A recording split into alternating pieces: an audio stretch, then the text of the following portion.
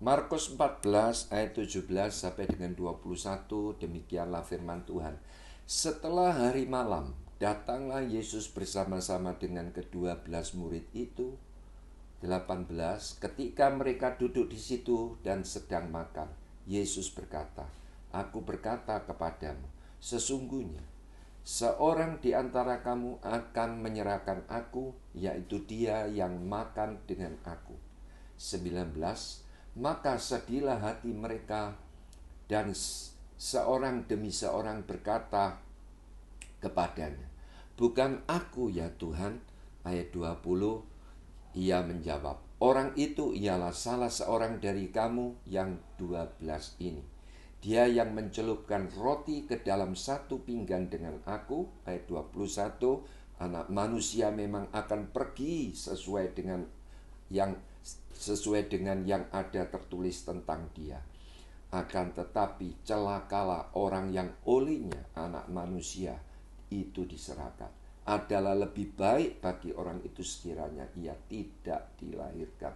Jadi dari kisah ini adalah kisah di mana Tuhan Yesus itu makan Paskah, makan perjamuan Paskah bersama murid-muridnya. Nah, momen ini sebenarnya dipakai oleh Tuhan Yesus sebagai kesempatan untuk mengingatkan, untuk menasehati agar muridnya yang bernama Yudas Iskariot yang akan mengkhianati itu berubah dan bertobat. Tetapi secara fakta Yudas ini berubah enggak Bapak Ibu? Yudas ini tidak berubah. Jadi itu sebabnya dari kisah ini saya mau katakan, sebagai murid Tuhan Yesus, saudara dan saya, hari ini kita diingatkan supaya kita itu dikasih kesempatan hidup. Kita harus menata kehidupan kita itu yang baik. Jika ada hal-hal yang tidak baik, kita harus berubah, kita harus bertobat. Amin. Jadi pertanyaan saya itu gini loh Bapak Ibu. Ya, Yesus tahu enggak kalau Yesus akan dikhianati? Yesus pasti tahu, betul? Jadi itu sebabnya di dalam momen Yesus makan Paskah, dia berkata kepada murid-muridnya begini, "Sesungguhnya seseorang di antara kamu akan menyerahkan aku, akan mengkhianati aku, yaitu dia yang makan dengan aku. Orang itu ialah salah seorang dari kamu yang 12 ini." Tuhan ngomong begitu.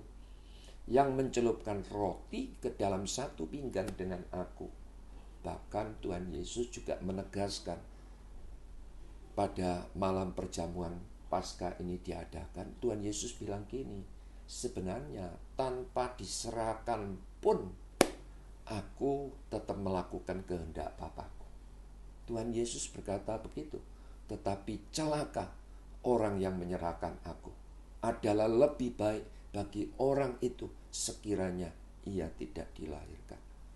Jadi kalau kita teliti kenyataan dalam kisah tersebut, Yudas ini tidak berubah, Yudas ini tidak bertobat, Yudas ini menyia-nyiakan kesempatan. Nah, sama saya mau katakan, maaf saya tidak sedang menghakimi, hari-hari ini juga sama, ada banyak orang Kristen tidak sadar. Yudas ini gambaran orang yang tidak setia. Yudas ini gambaran anak-anak Tuhan yang mengkhianati Tuhan Yesus, menikam Tuhan Yesus dari belakang. Yudas gambaran orang bermuka ganda.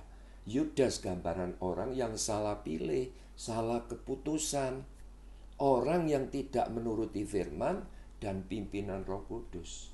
Yudas gambaran orang yang hatinya keras. Nah, hari-hari ini juga ada anak-anak Tuhan seperti itu. Ditegur tidak mau berubah, ditegur tidak mau bertobat. Jadi itu sebabnya hari ini saya berdoa, kita diingatkan, ayo kita sebagai anak-anak Tuhan, kita introspeksi. Mungkin ada hal yang tidak baik, kita harus tanggalkan. Bahkan begini, sampai sekarang saudara saya mau katakan, masih ada orang Kristen itu berpendapat seperti ini. Ya memang Pak, tindakan pengkhianatan Yudas itu adalah cara Allah untuk menyelamatkan manusia. Nah, saya rasa konsep seperti itu keliru. Sebab apa? Jelas dari kisah ini sebenarnya momen makan Paskah dipakai oleh Tuhan Yesus untuk menasehati muridnya yang bernama Yudas supaya dia itu bertobat, supaya dia berubah.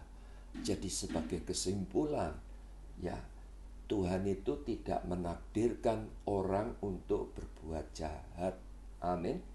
Jadi jika Yudas ini jahat, itu adalah pilihannya, itu adalah keputusannya, bukan takdir. Amin.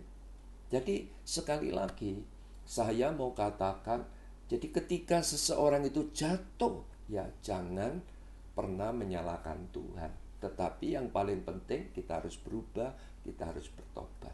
Jadi sekali lagi, apa artinya aktivitas pelayanan kita? Boleh hebat, luar biasa. Mungkin kesetiaan kita dalam kehadiran di ibadah-ibadah kita itu luar biasa. Tetapi saya mau katakan, tanpa disertai perubahan, tanpa disertai pertobatan yang sungguh-sungguh, semuanya sia-sia. Saya berdoa melalui kebenaran firman ini, saudara dan saya menangkap dan kita mau belajar untuk berubah dan bertobat. Tuhan Yesus memberkati.